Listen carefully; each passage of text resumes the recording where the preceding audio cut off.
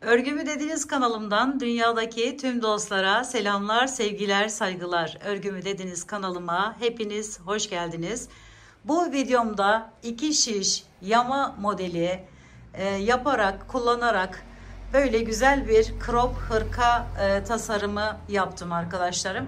Umarım sever ve beğenirsiniz. Yapması gayet kolay ve böyle örgüye yeni başlayan arkadaşlarım için de ideal bir model olduğunu düşünüyorum.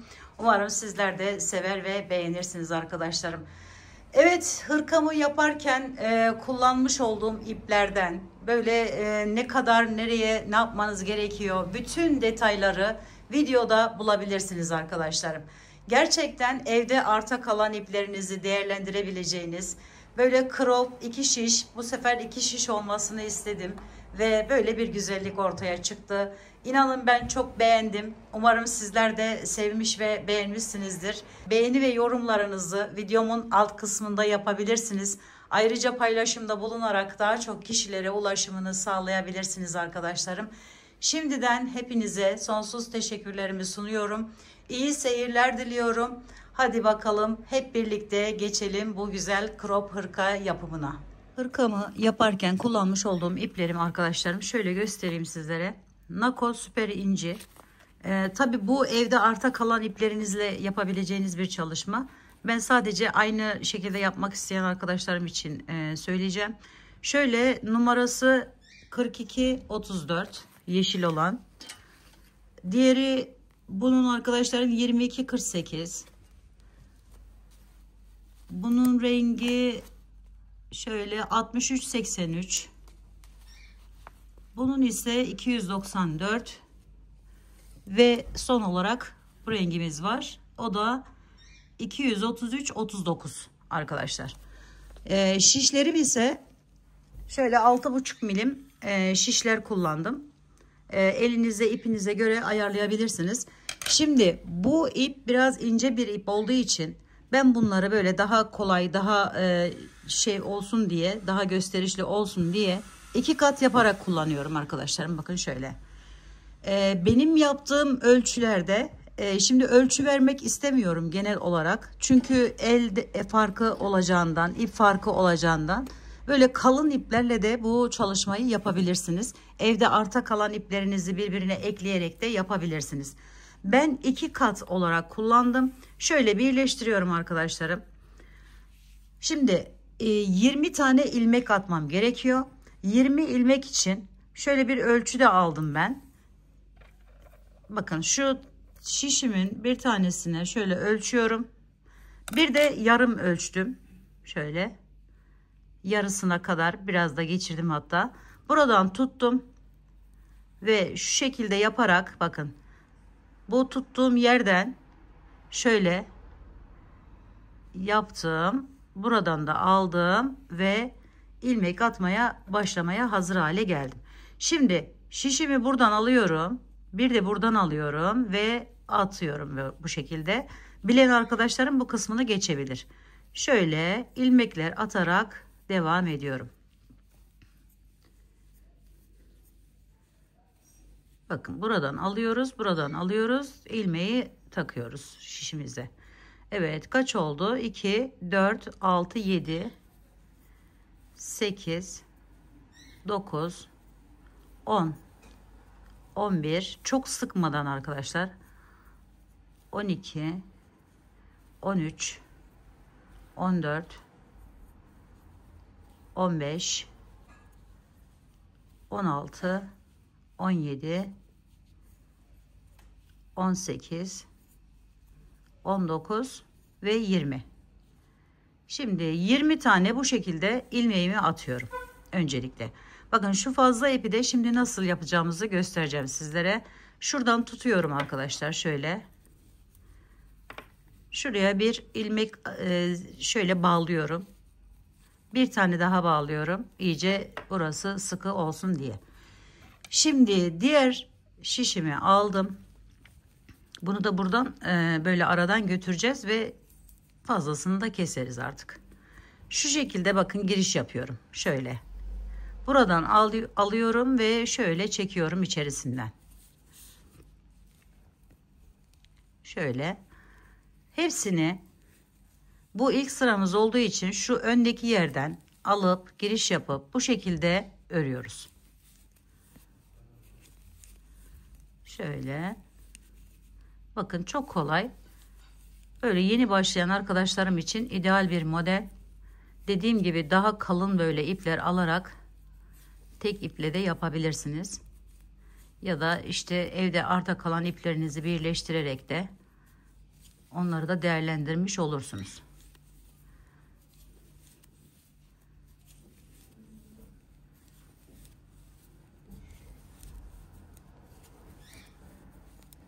Bu şekilde devam ediyorum. Sona geldim. Sondaki ilmeği gördüğünüz gibi ben örmeden takıyorum arkadaşlarım. Çeviriyorum. Yine bakın bu şekilde giriş yapıyorum. Kenarı kısmı daha düzgün duruyor böyle yaparsanız. Sonra hemen ilmeklerimi yine arkadan buradan almadık. İlk sırayı buradan alıyoruz arkadaşlarım. Daha sonraki sıralarda bakın arkadan alıp şöyle biraz daha yavaş göstereyim bilmeyenler için. Şöyle alıp çekiyoruz. Aldım, çekiyorum. Bu arkadaşlarım yapmamız gereken işlem. Şöyle.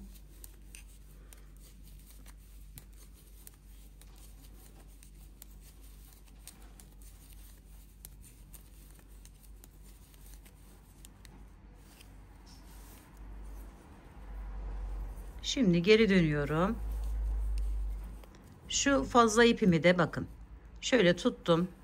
Şuradan alıyorum. Şimdi bunu üstten almıştık. Bunu da alta alıyorum ipi. Şöyle. Aradan yürütmüş oluyorum. Daha sonra tığ yardımı ile de çekebilirsiniz. Onu da söyleyelim. Şöyle fazlasını da zaten bağladık arkadaşlar. Fazlasını da kesiyoruz.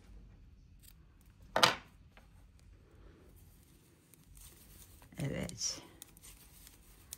Şimdi her bir 100 gram ipten toplam 9 tane motif çıkıyor arkadaşlarım. Şöyle bakın.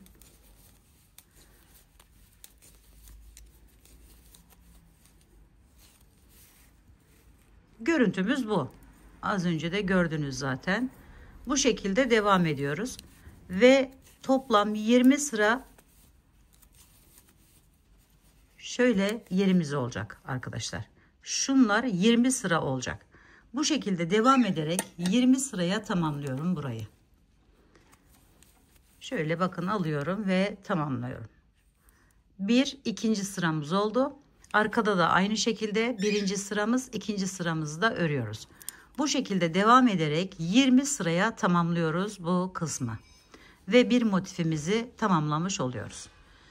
Evet, şimdi bunu 20 sıra şeklinde yapalım. Evet arkadaşlarım bakın 20 sıraya son bir sıra kaldı. Şöyle sayıyoruz bakın. Şurayı sayıyoruz. Şuralardan şu her bir yerimize 1, 2, 3, 4, 5, 6, 7, 8, 9, 10, 11, 12, 13, 14, 15, 16, 17, 18, 19. sıradayım.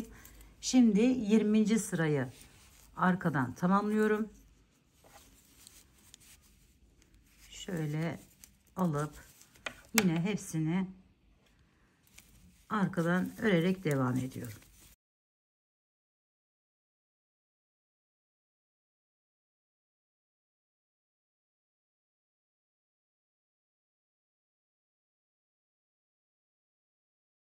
Bir gidiş geliş bir sıra olmuş oluyor haroşe modelinde. Onu da söyleyelim. Şimdi yapacağımız sırayla 20'ye tamamlamış olacağız. Burayı sayalım bakın. Şuradan başlıyoruz. 1, 2, 3, 4, 5, 6, 7, 8, 9, 10, 11, 12, 13, 14, 15, 16, 17, 18, 19, 20. sıramızda burası. Şimdi kesme işlemini göstermek istiyorum. Şöyle bakın. İlk kenar ilmeğimi normal aynı şekilde örüyorum. Sonra yanındaki ilmeği örüyorum. Ve bu öndeki örmüş olduğum ilmeği bunun üzerinden atlatıyorum. Bu şekilde yaptığınız zaman arkadan da 20. sırayı tamamlamış oluyorsunuz arkadaşlar. Şöyle keserken bu şekilde keserseniz yani örerek keserseniz Bir de daha düzgün durur arkadaşlar. Şöyle aldım. Devam ediyorum.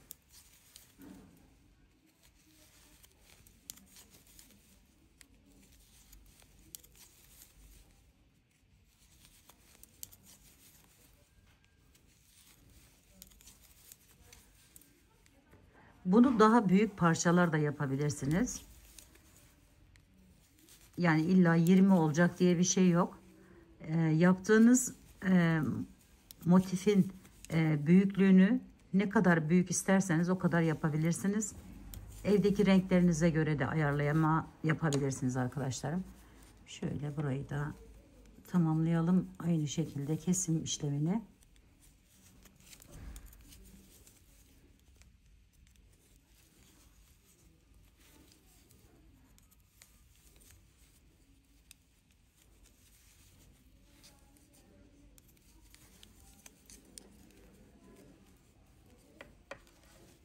İpim burada bittiği için bakın şöyle hemen aldım.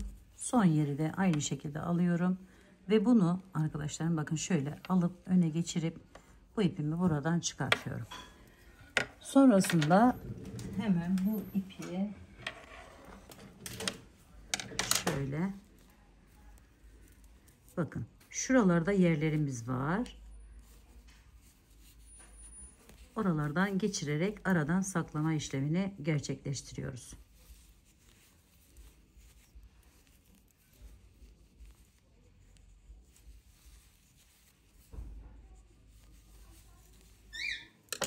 Şimdi bunun fazlasını da keselim. Evet, bir tane motifimizi bu şekilde tamamladık. Dediğim gibi bu parçaları daha büyük ya da daha küçük yapabilirsiniz. Ama daha küçük yaparsanız çok uğraşırsınız arkadaşlar. Gerçi evdeki iplerinizi değerlendirmek amaçlı olduğu için daha küçük de yapsanız da olur. Sadece biraz fazla motif yapmanız gerekiyor. Evet, böyle büyük parçalar ya da dilediğiniz büyüklükte parçaları yapabilirsiniz bu şekilde. Evet, bunu tamamladık. Şimdi ben motiflerin eklemelerini göstereceğim sizlere. Evet arkadaşlarım bakın motiflerimi tamamladım. Şimdi bu rengimden ve bu rengimden toplam 9 tane motifim var. Bu rengimden sarı rengimden 8 tane motifim var. Bundan ise 2, 4, 6, 7 tane motifim var arkadaşlar. Benim için bu boyut yeterli. Crop bir hırka olacak zaten. Bakın şu şekilde motiflerimizi koyuyorum önce. Bunu tamamen görmeniz için. Bakın şöyle göstereyim sizlere. Şu 2 ön arka şeklinde olacak şekilde. Bakın alttakiler de aynı şekilde. Şimdi önce şu orta kısmı tek arkadaşlarım. Burası bu araya lastikle tamamlayacağız burayı. Şöyle koyuyoruz motiflerimizi. 2 dediğim gibi bakın bir tanesini buraya 2'ye katlıyoruz ve bu şekilde koyuyoruz. Sonra bunu ekledikten sonra yani şöyle göstereyim. Açalım burayı. Açalım. Şöyle arkadaşlar burayı da açıyorum. Şöyle.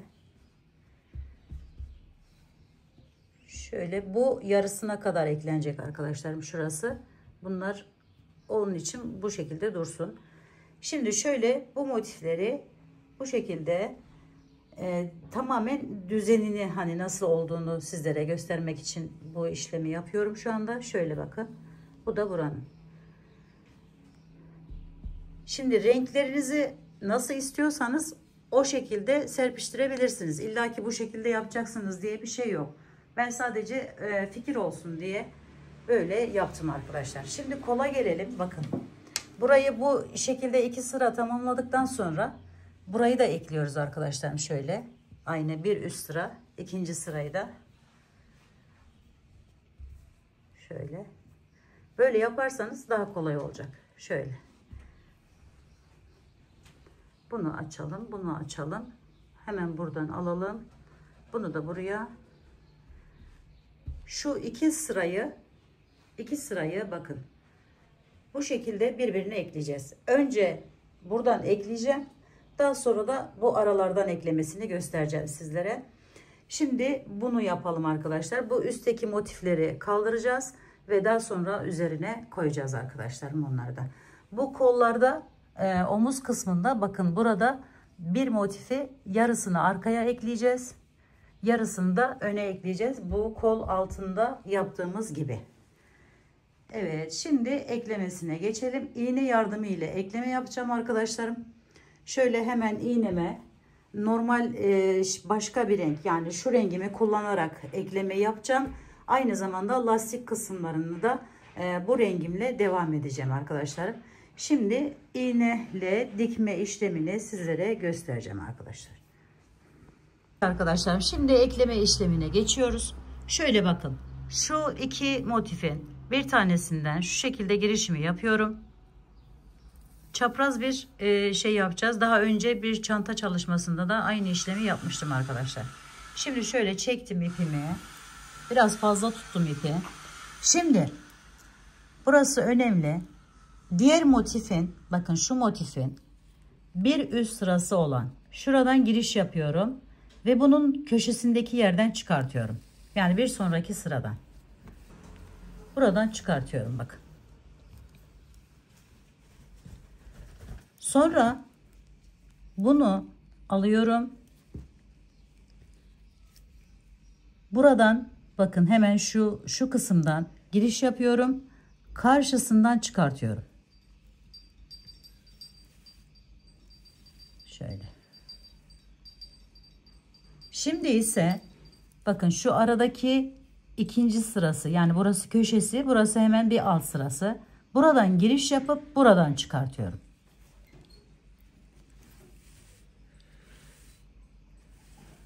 Ve buraya bakın şöyle bir çarpı oluşturmuş oldum. Şimdi devam ediyorum.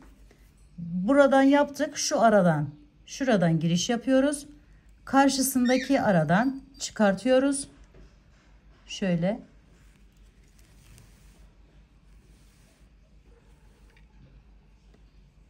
Şimdi ise buradan giriş yapıp buradan çıkartıyoruz.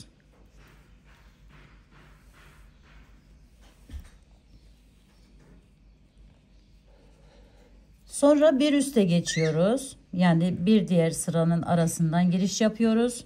Buradan da aynı şekilde bakın. Şurayı atlayıp şuradan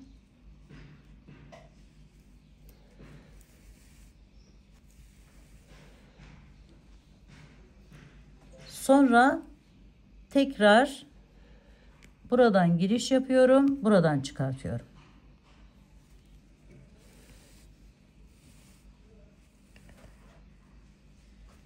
Şöyle çarpılar oluşturmuş oluyorum. Şimdi bu arada her bir aradan giriş yapıp bu şekilde birbirine ekliyoruz arkadaşlar.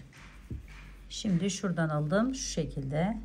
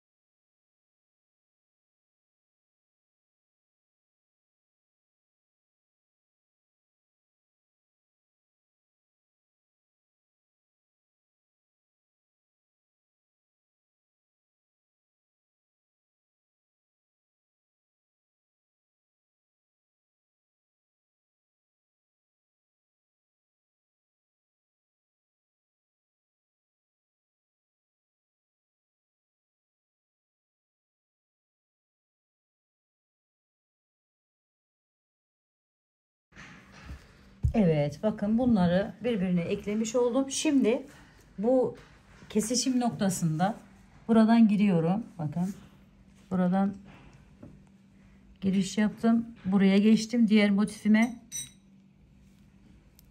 Şöyle. Şu şekilde bu tarafa atladık. Şimdi buradan ve buradan.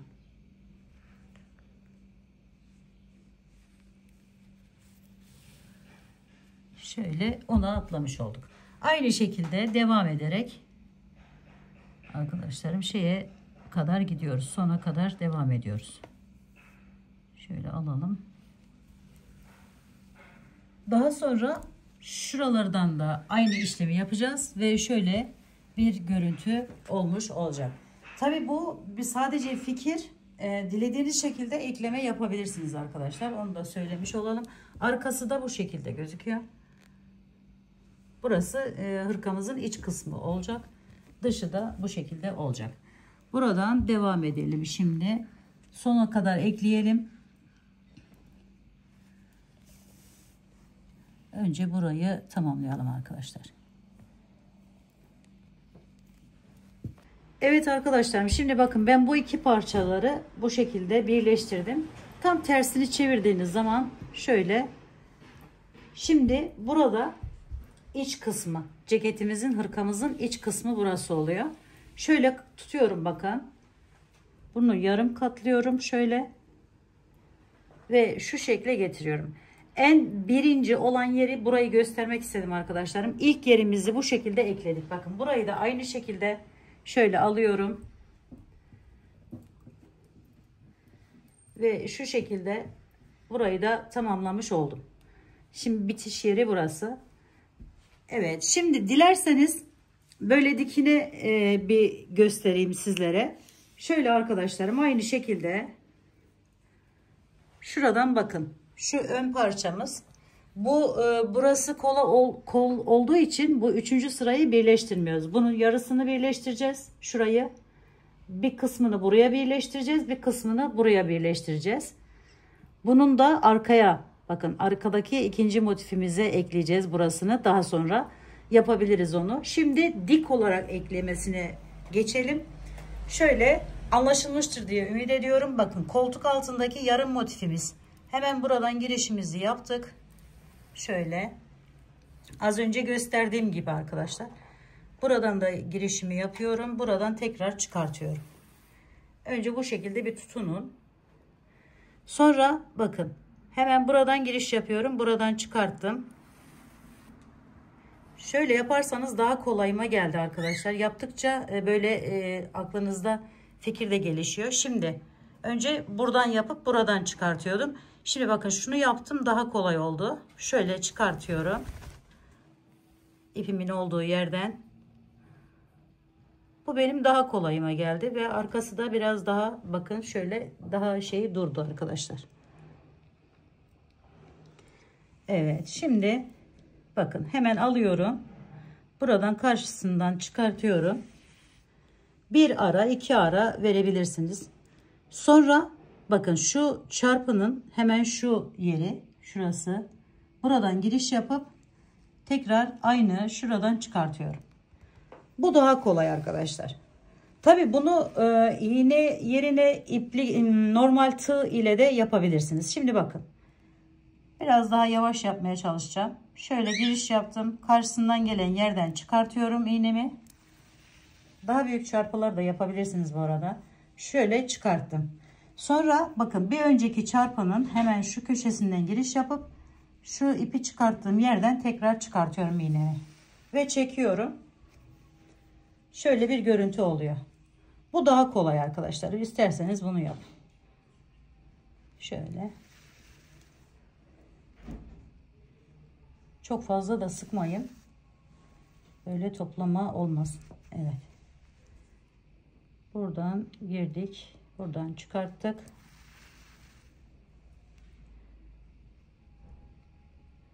Sonra burası. Evet, böyle yaparak bakın şu arayı kapatıyoruz. Sona kadar devam edebilirsiniz. Bakın şuraya kadar.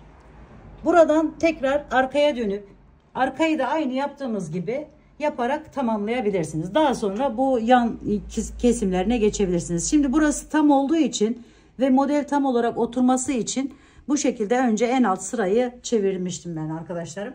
Dediğim gibi bu şekilde hepsini birbirine ekleyelim. Evet arkadaşlarım, şimdi sizlere bakın dikme işlemini tamamladım. Ben diğer tarafların lastik kısımlarını da tamamladım ve düğmesini de diktim. Şöyle göstereyim size. Birazdan daha detaylı göstereceğim. Şimdi kol ucu burası. Kol ucunda arkadaşlarım eksilterek yapacağız lastiğimizi ve bakın dikerken şu yani parçaları birbirine eklerken koltuk altından burayı eklemeyin arkadaşlarım. Gidiş geliş yapacağımız için böyle daha kolay olacaktır. Yuvarlak olursa bu defa bir şişeye ihtiyacınız var. Hani arkası misinalı olan bir şişeye ihtiyacınız olacak. Onu ortadan kaldırmak amaçlı tamamen. Gerçi bu ön kısmını yaparken de aynı şekilde böyle misinalı şişlerle yaparsanız daha kolay edersiniz. Şimdi bakın şu ilk yerden girişimi yapıyorum. Şöyle tuttuğunuz zaman zaten arka tarafı bu şekilde arkadaşlarım. İlmek toplayacağız önce. Şimdi burada 20 tane ilmeğimiz vardı. Bu 20 ilmeği arkadaşlar ona düşüreceğiz her bir motifimizde. Dolayısıyla şöyle 10, 20, 30 tane ilmek yapacağız. 3 tane motifimiz olduğu için. Şöyle ilmeklerimizi çıkartarak başlayalım. Bakın şuradan girişimi yaptım. Bunu yeni başladıysanız tığ yardımı ile de yapabilirsiniz. Şu şekilde biraz ip bıraktıktan sonra şurayı bağlayın arkadaşlarım. Böyle çıkmasın, kaçmasın, herhangi bir şey olmasın diye. Şöyle bağladım. Şimdi bakın şunu atlıyorum. Buradan alıyorum. Bu ipimi de alttan alıyorum. İç kısmı değil de dış kısmına gelen yerden alarak devam ediyorum. Yani şurası dış yüzeyi, şurası iç kısmı. Bu dış tarafından bu şekilde ilmek toplayarak devam ediyorum. 2 oldu. Birini atlıyoruz, bunu atlıyoruz, buraya geçiyoruz. Hemen buradan şöyle yapıp bu ipi de aradan götürmek amaçlı ilmeği çıkartıyorum. Şimdi bu şekilde zor gelecekse arkadaşlarım şöyle bir tığ yardımı ile ya da bir tunus işi tığıyla şimdi birini atladık. Bakın bu daha kolay olacak. Şöyle çengel olduğu için ucunda hemen şu şekilde de yapabilirsiniz. 2 4 oldu. Hemen toplayalım ilmeklerimizi. Bu tamamen normal tığla da yapılabilecek bir işlem arkadaşlarım. Birini atladım. Buradan girişimi yapıyorum. Hepsini bunu da toplayıp oradan da hani ilk sıra şeyi bununla da yapabilirsiniz arkadaşlar. Şöyle bir alalım. Bir de buradan alalım. Şimdi şöyle de yapabiliriz aynı zamanda. Bunlar sadece fikir. Yani yeni başlayan arkadaşlarım için fikir olarak böyle kolaylık olarak yapmaları için. Şöyle bakın. Şimdi 2, 4, 6, 8, 10 tane oldu. Diğer motife geçiyorum. Yine ondan 10 tane ilmek çıkartıyorum arkadaşlar. 1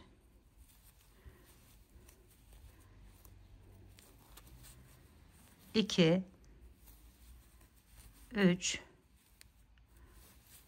4 5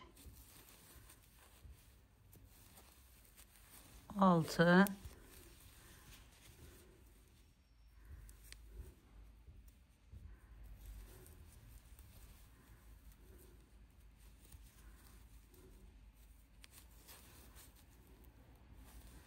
7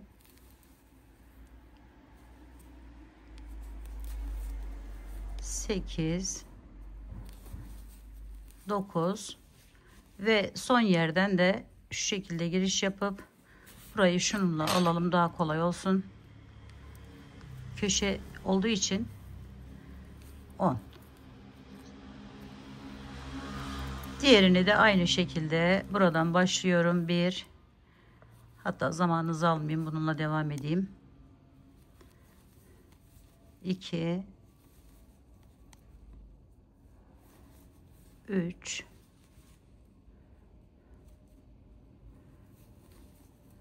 4, 5, 6, 7, bakın birer tane atlıyoruz arada. 7, 8, 9, sona geldik. 10. Şimdi farz edelim böyle bir tığ şişiniz var. Hemen şöyle buradan bununla yapılışını da göstereyim. Aynı şekilde arkadaşlarım, bakın devam ediyoruz. Tığa sığmayacağı için böyle bir şişiniz varsa yani tığla sadece tek tek ilmekleri alıp az önce gösterdiğim gibi takabilirsiniz, ama böyle bir şişiniz varsa, tunus işi tığınız varsa onunla böyle ilmeklerin hepsini toplayabilirsiniz arkadaşlar. Şöyle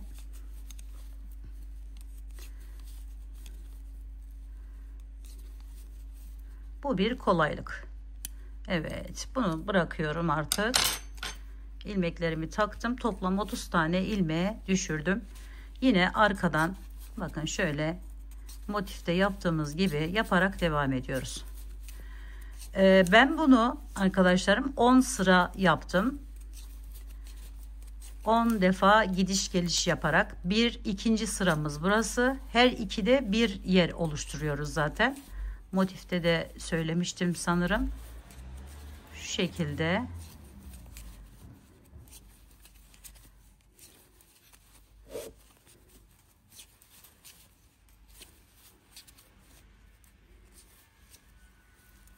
Evet, çevirdim. Biraz da balon kol olması için de bu şekilde yapıyoruz. Bakın şöyle bir sırayı tamamlamış olduk. 10 defa gidiş geliş yapacağız. Şimdi şu diğer koluna bakın, göstereyim size. Şöyle bakın. Sayalım birlikte. 1, 2, 3, 4, 5, 6, 7, 8, 9, 10. 10. sırada kestim ve bu eklemesine geçeceğim birazdan. Burayı da sizlere göstermek için. Evet arkadaşlarım, şimdi bunu 10 sıraya tamamlayalım ve en son bu arka, yani koltuk altından başlayarak dikimine geçelim.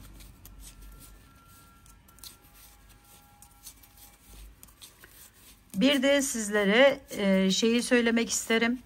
Ön kısmını arkadaşlarım, yakadan başlayarak ön kısmını mesela bunu 6,5'tu. 5 ile yaptım. Biraz daha böyle tok dursun diye. İlik açtım. Normalde ilik açmak istemiyorum ben yaptığım örgülerde. Hani genişliyor. Hoşuma gitmiyor o görüntü. İliği de şu şekilde. Bakın, yeni başlayan arkadaşlarım için göstermek istiyorum. Bilen arkadaşlarım buraları geçebilir. İlik açmak istiyorum mesela. Hemen üzerine alıyorum arkadaşlarım ve bu ikisini birlikte örüyorum. Böylelikle bakın şöyle bir delik oluşmuş oluyor. Dönüşte normal aynı şekilde arkadan alıp devam ediyoruz. İlik açmak da bu şekilde yapıyorum ben genelde. Dediğim gibi genişlediği için çok hoşuma gitmiyor. O yüzden genel olarak ilik açmak istemiyorum. Ama bunu da açtım arkadaşlarım. Düğmem biraz büyük olduğu için. Şöyle hepsini arkadan örerek, haroşa yaparak devam ediyoruz. Evet, arkaya geçtik, iç kısmına. Yine aynı şekilde hiçbir değişiklik yapmadan şöyle alıp devam ediyoruz.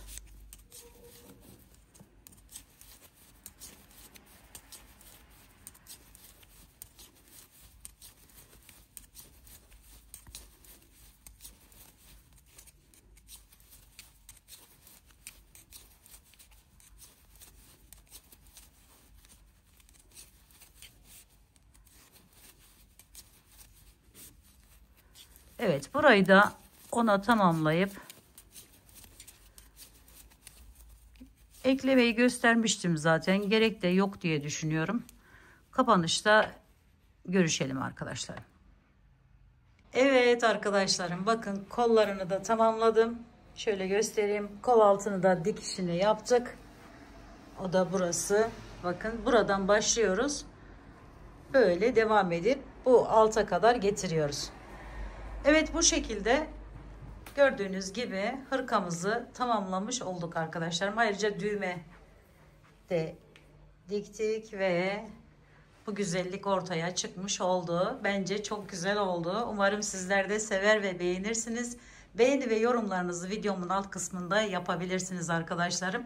Bir dahaki en güzel, en değişik ve farklı tasarımlarda görüşmek üzere. Hoşça kalın, sağlıkla kalın. Allah'a emanet olun arkadaşlar.